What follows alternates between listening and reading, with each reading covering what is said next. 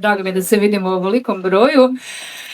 I kako me je gospođa Renata predstavila, ja sam Silvija i dolazim iz Novog Sela kraj Čakovca. To je najsjevernija Međimurska županija. Ima samo nekih 4-5 sata do mene, nije toliko strašno. Današnja tema kako imati vlastitu hranu dostupno cijele godine. Pa evo prvo par sitnica o meni, ja sam aktivistica preko 25 godina i na području ljudskih i životinjskih prava. Eto, najveća inspiracija mi se dogodila pred nekih 18 godina. Sasvim slučajno nisam uopće planirala biti vrtlarka, završila ekonomsku školu, ekonomski fakultet.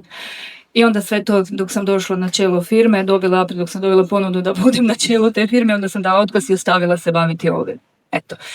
I ne žalim niti jednog trenutka što danas radim to što radim, jer najveću radost sam pronašla upravo u vrtu i vrtlarenju.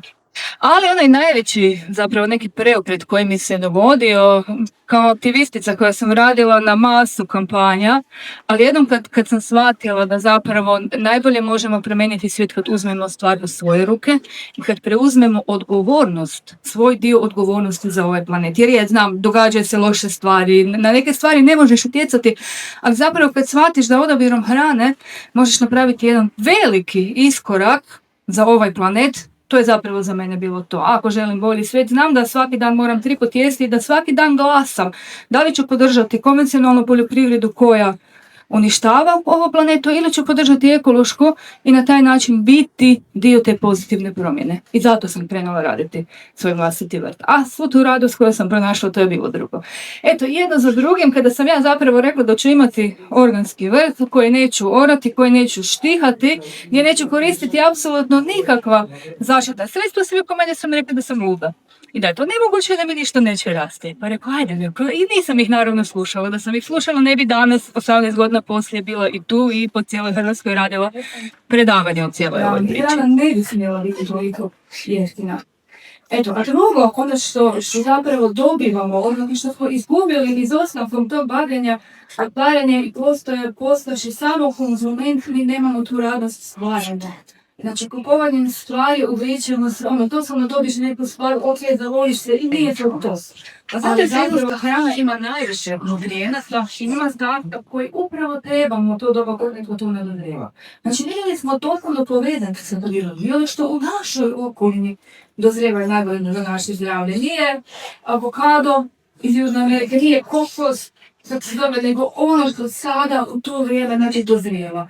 Na jesen i pogotovo ovo područje zapravo je domovina pupusnjača mediterača. Znači, pupusnjače su porijeklom iz ovog dijela i zapravo nekako prirodno, tako predložiti se dobro i to područje imati cijele sezone kod vas ovo zimsko doba su pupusnjače. A upravo onaj broj 1 smrtnost je rak debelog crijeva. To je direktno povezani sa pretjeranim korištenjem mineralnih gnojiva koja se ispiru, znači ne samo da spaljuju humus, čime uništavamo, samorijevamo najpohodniju materiju tlu, nego ostaci nitrata i nitrita koje imamo u našim vodovodu. Vode zapravo pogoduje raku debelog crijeva. Sami sebe čujemo s ovako masovno proizvod. Zato vjerujem da jeftina hrana na početku itekako košta društvo i okoliš u cijelosti.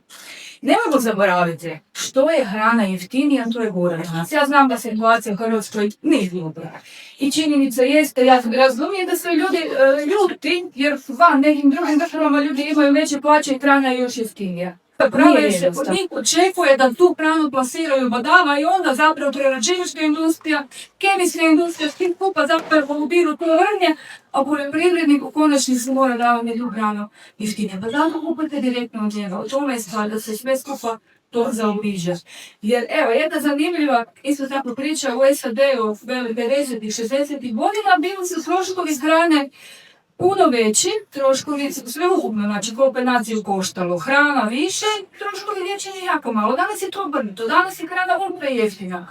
Ali su zato troškovi liječenja porasli do strofa, ne do forma do greza. Tome se radi. Znači, što smo substituirali? Imamo jeftinu hranu i sve veće liječničke troškove, sve veće probleme. Zašto? Jer na hrana više nije lijek. To je stvar. I kako sam rekla, znači, te sve skrivene troškove, svi mi plaćamo te jeftine hrane. Bogate se oni koji tu naravno ubiru vrtić, ali velika skrivene troškove plaćamo svi. A tako da uz organsku hranu kad kupujemo ili proizvodimo, između ostalog dobivamo i više nutrijenata. Kako sam rekla, hrana uzgojena u organskom tlu, gdje biljke mogu surađivati sa bakterijama, one mogu i mikroorganizmima, one mogu u sebe ugraditi više nutrijenata. Samo jedan primjer, vele, ono što je nekad bila jedna šalica špinata, 50, nutritivno, danas vam treba 72 šalice špinata. Imate jako dobar dokumentarac, mislim da je još uvijek na HRT platformi Sjeme godine, gdje su baš radile analizu rajčica. Općenito, znači, tema je i kako smo hibridizacijom izgubili okus rajčice. Nažalost, tržište traži samo lijepe, crvene, okrule rajčice koje čim duže stoje. Na uštrb toga izgubili smo okus rajčice, izgubili smo nutritivnu vrijednost. I vele, znači, baš analiza zakazala da ove rajčice u dućanima imaju od 50 do 90% manje određenih vitamina i minerala. Evo, gledajte meni, HRT i Sjeme pogone. Odličan dokumentarac. Ko neko zgaja, ko nije probao onu pravu rajčicu, ja vam mogu reći da ona rajčica iz trgovačkog centra ima okus po kuhanom kartonu. Nemam, znači morate probati onu pravu rajčicu, ko je uzgojeno, jer jezik osjeća, znači upravo taj bogatstvo nutrijenata, hrane iz organske zemlje se osjeća po stoći. Ali to je još jedan postupak jako brzo vraća. Znači malo znanja, malo volje, malo sjemena, i već 42 uzgojno stanovito bilje već ljeti možemo braniti obiljeno. Bude malo više rekao tome. A voćnjak nam ima treba jedna dugoročna vizija, ali to ako imate zemlje ili evo još je uvijek prilika da dobavite zemlju u Hrvatskoj, znam da je to puno skuplja, u Slavoniji vam je jako jeftina, tam pogotovo one Virovicu.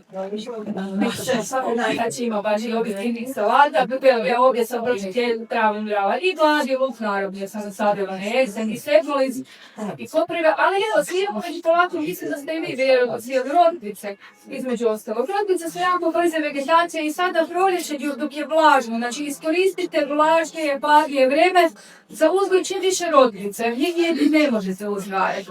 Ne, upravo sada, odnosno da ste mogli prije. Pa evo, u svijetu već beremo, to je na kontinentu, vi mjesec dana prije, znači vi to trebali posijati, a da još uvijek možete sijati, znači sukcesivno sijamo cijelo, kad se tako dugo dok imamo hladnije i mokrije uvjete, prije vrućina. Ali to već beremo i rokvice, kod mene eto tih veljače idu tek u 5. mjesecu van, ali evo ja znam i u vašem kraju, da niti vi ne možete puno prije mene van jer dolaze nagla zahlađenja. U Međimurju to su ledeni sveljci koji su 15.5. ali kod vas je to negdje, vi idete vam tek oko 1.5. sa pomoćnicama, tako? Ista priča, znači iznose... Ne daješ sigurnost. Tako je, da, radi se dugoročna prognoza, ono što ja imam, što ja radim, imam 30.4. negdje te neke oportunističke sjetve, kad stavim nešto paprika i rajčica van i posijem nešto kikvenjača i graha, ali glavnina mi ide 15.5. Znači vi 15 dana nekih prije mene. Jer uvijek, koliko god je sad to prekrasno, ali uvijek da dedne spet u mjestu. I maline, ali isto tako, imamo rane jabuke, već 5. i 6. mjesec, ljetne, jesenske i zimske. Isto priča s kruškama. Znači moramo jako dobro istražiti sortiment. A najbolji ljudi mila udobno u poljopoteku je bila da najdeme 3 jabuke. I onda neka nesrećani bude da sve 3 dozvore u 8. mjesecu imate hrpetinu jabuka u tom jednom mjesecu, a kasnije nemate. Znači, recite. Kako nabaviti sorte koje se nisu samo stare, znači stvar u sortama, da, dio starih sorta, ali gledajte i razvodničari rade jako dobar posao. Na tržištu su vam zadnjih 10 godina prisutne nove ekološke sorte koje su još otpornije i još kvalitetnije od starijih sorti. Ja imam voćnjak s mješavinom starinskih sorti i tih novih ekoloških sorti. Jedno i drugo. I ima rasadnika koji drže, sve više rasadnika drže te sorte, samo morate istražiti. OPG Jurčović Bjelova. Preko njega možete online naručiti. Znači ima i stare, ima i neke novije sorte. Znači kod njih ima i naš rasadnik Žiželj. Znači te neke stare, bijeličnik, skoro svaki rasadnik ju ima. Znači stare sorte jabuka su vam bijeličnik i štarzova rama. To su relativno stare sorte, otporne. Znači od jabuka bi preporučila jednu novu sortu, a to je Florina. Florina je recimo dobivena u zadnje vrijeme, to je toliko otporna jabuka. Ta jabuka izgleda kao, znači ljudi mi vjeruju da je to ekološka jabuka. Ja sam je voćnicima uopće ne prskao. Znači, Florina Enterprise stopa, što su sve kultivari razvijeni u novije vrijeme, a otporne i nema potrebe za prskanje. Znači, sad treba malo istražiti sortiment. Silvija, recite nam koliko ste voćnjaka posadili. Ajde vas malo gledam.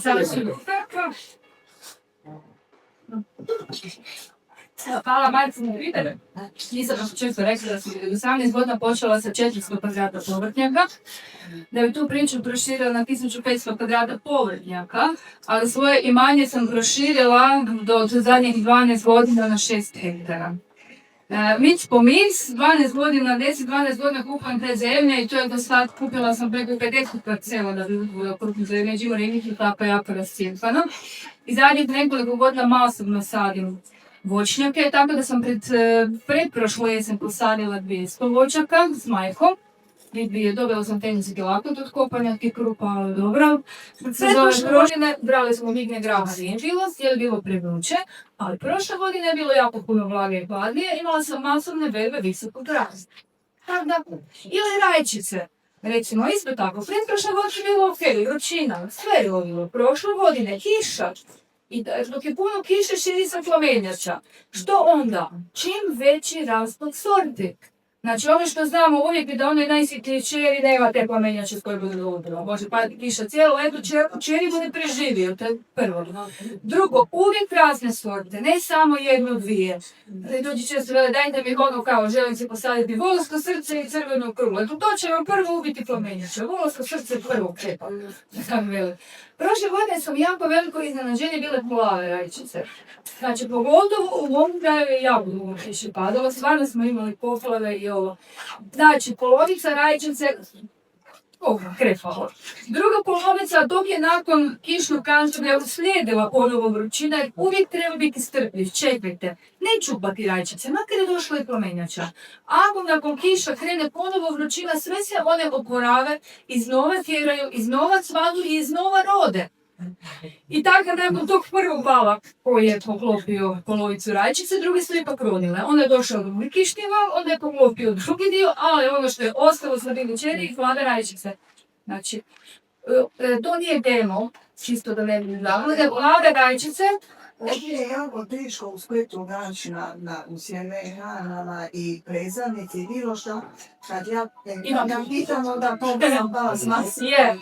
Da to treba nabaviti sjeme, osigurati se imati vlasništvo, jer gledajte, proizvođači imamo sigurno proizvodnje ono što ljudi kupuju, jer isto puno mi proizvođači ne imali smo različito, onda su ljudi ne želim, žuto ne želim, a ovo na kraju nisu mogli prodati. Tako da najsigurnije imati vlasništvo sjeme. Mogu ja nešto znati. Možda li da i ta stran kažete koje su to plave, a ovo što se gospođen tiče, postoji udruga prema kultura, mi puno radimo na prikupljanju i djelina sjemena, tako da tako sjeme možete kod nas. Eto, ima i ali jedno je bilo, budete sad to mogli nakon ovog predala nešto. A ovdje, u ovim teglama, to su nekih 15 litara, sadim niže rajčice, ovoliko visoke, ispred kuće. Zašto? Pa zato jer onda te rajčice, koliko god bila godina kišna, ovdje uvijek imam rajčice i tu berem rajčice do 12. mjeseca. Može veli u 12. mjeseca radi javi rajčicu, na večer 9. Rekao čekaj, idem ti na bere. Daj mi svijetlo. I svijetlikom ja pred kuću i berem rajčice. Znači, ako će biti kišnije ljeto, rajčice ćemo baciti, ali bit će odlične mahunarke. I obrnuto, znači svake sezone će nećemo bolje pasati, ali zato moramo saditi čim raznolikije, čim više sorti, u čim više vremenskih navrata i nešto od toga će sigurno uspjeti. To će nam garantirati, da ne posadiš odjednom te dvije sorte i sad čekaš i ne uspiješ i veliš sad ajde onu drugu. Znači nema više toga. Gotovo su ta vremena kad smo imali sigurnu klimu i sigurne datume sjetve. Sad stvarno uvijek ima nešto čemu ćemo se veseliti. Onda nam fokus naravno mora biti na ono dobro i tome se veseliti. Što ne uspije, nije neuspjeh, nije kraj svijeta. Nego jednostavno uzmite najbolje iz toga, uzmite lekciju što ste naučili, zašto nije te godine uspjela. Pa druge godine krenemo iz početka. Naravno, druge godine neće biti isti uspjeh i pa opet nećemo sve znati, ali to je potrebno stvarjeno, ne? Svake godine iz početka. Eto, zato, nakon svega što sam radila u svojoj vrhunskoj karijeri, između ostaloga, pred 3 godine uspjela sam i s mojom ekipom iz inicijative Sjeme i ljudsko pravo promijeniti jedan zakon na razini Republike Hrvatske, to je bilo zakon o sjemenu, ali dalje velim da je moj najveći aktivistički, kojem najviše utječem na svijet, moj vlastiti. A baš nije niti teška muka, nego je izvor stvaralaštva i kreativnosti, i besplatna psihoterapija priznata, vodni terapija poboljšava i fizičko i psihičko zdravlje i boravak na svježem zraku i izvor radosti i inspiracije. I zaista u vrtlarenju ne dobivamo samo hranu, mi tu uzgajamo sebe, boljeg, strpljivijeg, zahvalnijeg sebe. Eto, i vraćamo se prirodi i tom nekom miru koji dobivamo kad bježimo te trke što nam nudi suvremeni svijet. I stvarno, eto, tajna jest da u bioraznolikosti. Mnoge religije vam nude raj, ako budete dobiti na ovom planetu, onda nakon smrti ćemo završiti u raju, ne? Ali što je raj? Vrt, rajski vrt, ne? Zašto ga ne bi stvorili na ovom planetu? Ja želim svoje raj sebi stvoriti na ovom planetu, pogledati u bio gdje je u masu toga se samo zasijava, dio toga naravno pomoći strateški se sad i onda ljudi znaju pitati kakvi ljudi ne pokradu na tom vrtu pomoći veliki i za možda stvar da dođe. A ja im velim, a ko se ne osjetim smo. A za sve vas sam spakirala rajčica mix. Znači, ne znam kaj budemo zraslo s toga. Mislim, da li budu niske, visoke, crvene, žute, plave, sigurno je da budu rajčice. Sad vam je zadnje za fusir.